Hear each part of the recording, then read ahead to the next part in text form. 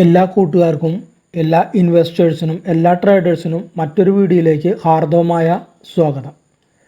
അടുത്ത ആഴ്ചയിലേക്ക് കയറാൻ സാധ്യതയുള്ള ഒരു സ്റ്റോക്കിനെ കുറിച്ചാണ് ഇന്നത്തെ ഈ വീഡിയോയിലൂടെ നമ്മൾ സംസാരിക്കാൻ പോകുന്നത്.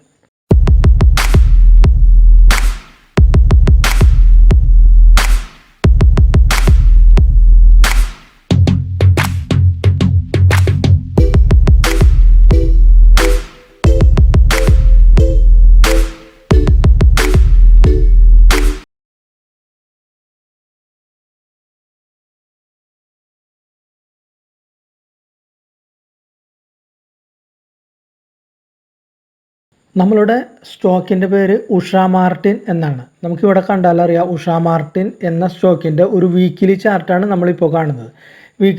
വീക്കിലി ചാർട്ടിൽ നമ്മൾ നോക്കിയാലറിയാം, കൃത്യമായിട്ട് നോക്കിയാൽ ശരിക്കും ഉയർന്നുകൊണ്ടിരിക്കുന്ന ഒരു സ്റ്റോക്കായിരുന്നത്, നല്ല രീതിയിൽ ഉയർന്നുകൊണ്ടിരിക്കുന്ന ഒരു സ്റ്റോക്കായിരുന്നത്. അതിനുശേഷം ഈ സ്റ്റോക്ക് ഉയർന്നതിന് ശേഷം കുറച്ച് നാളായിട്ട് ഒരു 9 മാസം അല്ലെങ്കിൽ 10 മാസമായിട്ട്, അതായത് ഇവിടെ തൊട്ടിട്ട് ഇവിടം വരെ ഒരു കൺസോളിഡേഷൻ ഫേസിൽ ട്രേഡ് ചെയ്തുകൊണ്ടിരിക്കുന്നത്. ഇതൊരു കൺസോളിഡേഷൻ ഫേസിൽ ട്രേഡ് ചെയ്തുകൊണ്ടിരിക്കുകയാണ്. ഇനി ഇതിന് മുകളിൽ ഒരു ബൈ എൻട്രി കിട്ടുകയാണെങ്കിൽ, ഇതിന് മുകളിൽ ഈ കൺസോളിഡേഷൻ ഫേസിന് മുകളിൽ ഒരു ഗ്രീൻ ക്യാൻഡിൽ വന്ന് ഇവിടെ ഒരു എൻട്രി നമുക്ക് ക്ലോസ് ആകുകയാണെങ്കിൽ, ഗ്രീൻ ക്യാൻഡിൽ ഇതിന് മുകളിൽ ക്ലോസ് ആവുകയാണെങ്കിൽ നമുക്ക് ഇവിടെ ഒരു നല്ലൊരു ബൈയിങ് ഓപ്പർച്യൂണിറ്റിയാണ് ഇവിടെ കാണുന്നത്. വരും ദിവസങ്ങളിൽ നല്ല രീതിയിൽ മുകളിലേക്ക് പോകാനിടാം. പക്ഷേ നമ്മൾ വെയിറ്റ് ചെയ്യണം. ഇതിന് മുകളിൽ ക്ലോസിങ് നടക്കുന്നുണ്ടോ എന്ന് നമ്മൾ വെയിറ്റ് ചെയ്യേണ്ടതായിട്ട് ഉണ്ട്. ഏകദേശം 374 375 മുകളിൽ ക്ലോസിങ് ഉണ്ടെങ്കിൽ നമുക്ക് അതിന് മുകളിൽ വീക്കിലി ക്യാൻഡിൽ ഈ റേഞ്ചിന് മുകളിൽ ക്ലോസിങ് ഉണ്ടെങ്കിൽ, ഈ റേഞ്ച് എന്ന് പറയുമ്പോൾ 375 374 ആ റേഞ്ചാണ്.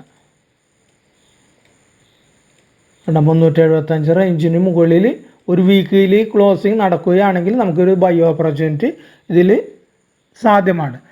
എന്ത് സാധ്യമാണെന്ന് വെച്ചാൽ, നല്ല രീതിയിൽ ഉയർന്നുകൊണ്ടിരിക്കുന്ന സ്റ്റോക്ക്, അതുകൂടാതെ സ്റ്റക്കായി നിൽക്കുന്നു എന്ന് പറഞ്ഞാൽ ഒരു കൺസോളിഡേഷൻ ഫേസിൽ ഇവിടെ ട്രേഡ് ചെയ്തുകൊണ്ട് നിൽക്കുന്നു. അപ്പോൾ ഇതിൽ നമുക്ക് നല്ലൊരു ബൈ ഓപ്പർച്യൂണിറ്റി ഉണ്ടെങ്കിൽ കൂടിയും നമുക്കൊരു റിസ്ക് ഏരിയ എന്ന് പറയുന്നത് ഈ ഏരിയ ആണ്. അതായത് 325 റേഞ്ചിൽ ഈ ഏരിയ എന്ന് പറഞ്ഞാൽ ഒരു 325 റേഞ്ചാണ്. ഈ 325 താഴെ വീക്കിലി ക്ലോസിങ് നടക്കുകയാണെങ്കിൽ അത് വിറ്റുമാറേണ്ടതായിട്ടുണ്ട്. കാരണം എന്തെന്ന് വെച്ചാൽ അത് അവിടെ അപ്പോൾ ഒരു സപ്പോർട്ട് ബ്രേക്ക് ആവും. കാരണം ഇവിടെ നല്ലൊരു റെഡ് ക്യാൻഡിൽ വന്നിട്ട് ക്ലോസ് ചെയ്താൽ ഇതിൻ്റെ ഇപ്പോഴത്തെ ഈ സ്ട്രക്ചർ ഉണ്ടല്ലോ, സ്ട്രക്ചർ പാറ്റേണും ഉണ്ട്. ഇവിടെ ഒരു സ്ട്രക്ചർ പാറ്റേൺ ക്രിയേറ്റ് ചെയ്തിട്ടുണ്ട്. ഇതിൽ ട്രേഡ് ചെയ്തുകൊണ്ടിരിക്കുന്നു, ബ്രേക്ക് ചെയ്ത് നമ്മൾ വിചാരിക്കുന്നു. ബ്രേക്ക് ചെയ്തിട്ടുണ്ടെങ്കിൽ നമുക്കൊരു അപ്സൈഡ് മൊമെൻറ്റം ഇതിൽ ലഭിക്കും. സപ്പോസ് നമ്മളെ പറ്റിക്കാനായിട്ട് ഇവിടെ ഒരു ബ്രേക്ക് ഔട്ട് നടന്നു, ഫാൾസ് ബ്രേക്ക് ഔട്ട് ആണെങ്കിൽ ഇത് വീണ്ടും താഴേക്ക് വന്നു, ഈ സപ്പോർട്ടിന് താഴെ വന്നു കഴിഞ്ഞാൽ ഇതിൻ്റെ സ്ട്രക്ചർ ആകെ മാറുന്നതാണ്.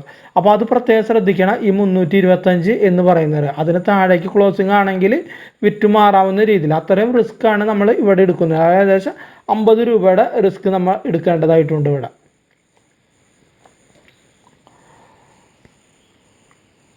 അപ്പോൾ ഇതാണ് നമ്മളെ ഒരു വീക്കിലി ചാർട്ട്, ഉഷ മാർട്ടിൻ്റെ ഒരു വീക്കിലി ചാർട്ട് വ്യൂവിൽ നമുക്ക് ഇത്രയും കണ്ടീഷൻസാണ് നമുക്ക് കാണാനായിട്ട് സാധിക്കുന്നത്. അപ്പോൾ ഇതിന് മുകളിൽ ക്ലോസിങ് എന്ന് പറഞ്ഞാൽ അത് പ്രത്യേകം ശ്രദ്ധിക്കണം. കാരണം മന്ത്ലി ക്യാൻഡിൽ വന്നിട്ടുള്ളത് ലാസ്റ്റ് ക്യാൻഡിൽ ഒരു റെഡ് ക്യാൻഡിലാണ്. അപ്പോൾ അതിന് മുകളിൽ ക്ലോസ് ചെയ്താൽ മാത്രമേ നമുക്കൊരു മന്ത്ലി ഒരു ബുള്ളിഷ് മൂവ്മെൻറ്റ് എന്ന് പറയാനായിട്ട് സാധിക്കുകയുള്ളൂ. അപ്പോൾ അത് പ്രത്യേകം ഓർമ്മിക്കുക. ഇതിന് മുകളിലായിരിക്കണം ക്ലോസിങ് കിട്ടേണ്ടത്. നമുക്കൊരു ഇൻട്രാഡേ ചാർട്ടിലേക്ക് പോകാം. നമ്മളിപ്പോൾ കാണുന്നത് ഒരു ഇൻട്രാഡേ ചാർട്ടാണ്. ഈ ഇൻട്രാഡേ ചാർട്ടിൽ നമുക്ക് നോക്കിയാലറിയാം, കൃത്യമായ റെസിസ്റ്റൻസ് ഏരിയയാണ് മുകളിൽ നിൽക്കുന്നത് കേട്ടോ. ഇവിടെ കൃത്യമായ ഇവിടെ ടച്ച് ചെയ്തു, കയറാൻ സാധിച്ചില്ല, നേരെ ഫാൾ ചെയ്തു. ഇവിടെയും ടച്ച് ചെയ്തു, കയറാൻ സാധിച്ചില്ല, നേരെ ഫാൾ ചെയ്തു. ഇവിടെ ടച്ച് ചെയ്തു, കയറാൻ സാധിച്ചില്ല, ഫാൾ ചെയ്തു. പക്ഷേ ഈ രണ്ട് ഫാളും തമ്മിലുള്ള വ്യത്യാസം എന്താ? ഈ ഫാള് നല്ല ഡിഫറൻസും ഉണ്ട്. നല്ല രീതിയിൽ ഫാൾ ചെയ്തു. അതായത് ഏകദേശം 370 നിന്ന് ഏകദേശം 260 ഈ ഫാൾ സംഭവിച്ചിട്ടുള്ളത്. 370, അതായത് 110 പോയിന്റ് ഫാൾ സംഭവിച്ചു.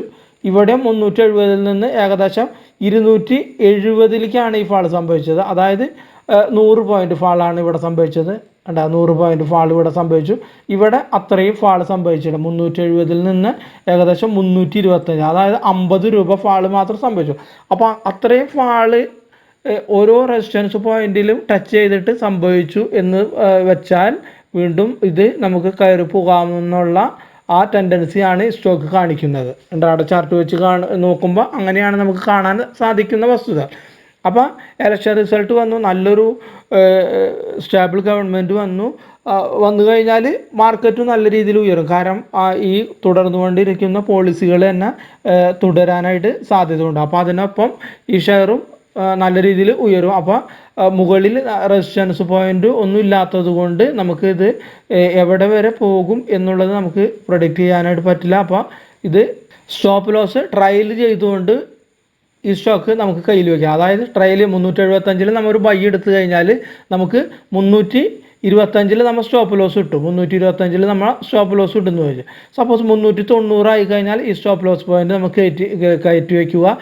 400 ആയി കഴിഞ്ഞാൽ വീണ്ടും സ്റ്റോപ്പ് ലോസ് കയറ്റുക. അങ്ങനെ സ്റ്റോപ്പ് ലോസ് ട്രയൽ ചെയ്തുകൊണ്ട് നമുക്ക് ഇതിൽ ഒരു ബൈ എൻട്രി ഓപ്പർച്യൂണിറ്റി ഉള്ളതാണ്. പക്ഷേ സ്റ്റോപ്പ് ലോസ് കൃത്യമായി പാലിക്കേണ്ടതായിട്ടുണ്ട്.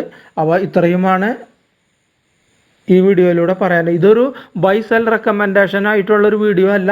കാരണം ഇത്രയും റെസിസ്റ്റൻസ് ഉള്ളതുകൊണ്ട് ഈ റെസിസ്റ്റൻസ് മുകളിൽ ആയിക്കഴിഞ്ഞാൽ നമുക്ക് ഇതിലൊരു അപ്സൈഡ് കിട്ടുമെന്ന് ഉള്ള ഒരു വീഡിയോ ആണ് ഇത് വീഡിയോ. നിങ്ങൾക്ക് ഇത് ബൈ ചെയ്യണമെന്നുണ്ടെങ്കിൽ നിങ്ങളുടെ ഒരു ഫിനാൻഷ്യൽ അഡ്വൈസറുമായി സംസാരിച്ചുകൊണ്ടോ അല്ലെങ്കിൽ നിങ്ങൾ ബ്രോക്കറുമായിട്ട് കൺസൾട്ട് ചെയ്തുകൊണ്ടോ അതുമല്ലെങ്കിൽ നിങ്ങൾ സ്വയം അനലൈസ് ചെയ്തുകൊണ്ടോ മാത്രം ഇതിൽ എൻട്രി ചെയ്യുക. കാരണം സ്റ്റോക്ക് മാർക്കറ്റ് എന്ന് വെച്ചാൽ വളരെ റിസ്കി എലമെൻ്റുള്ള ഒരു സംഗതിയാണ്. അപ്പോൾ അതെല്ലാം മനസ്സിലാക്കിയിട്ട് വേണം ഒരു സ്റ്റോക്കിൽ നമ്മൾ എൻട്രി ചെയ്യാനുള്ളത്. അപ്പോൾ ഇത്രയുമാണ് ഈ വീഡിയോയിലൂടെ പറയാനുള്ളത്. ആ വീഡിയോ കണ്ട എല്ലാവർക്കും നന്ദി, നമസ്കാരം.